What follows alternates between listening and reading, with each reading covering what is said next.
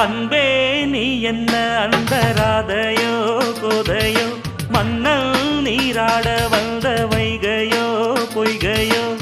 கண்கள் கவர்ந்து நிற்கும் கண்ணான கண்மணியோ காளை மானம் மயங்கும் பொன்னான பெண்மணியோ சந்தம் கொஞ்சம் சங்க தமிழ் பைங்கே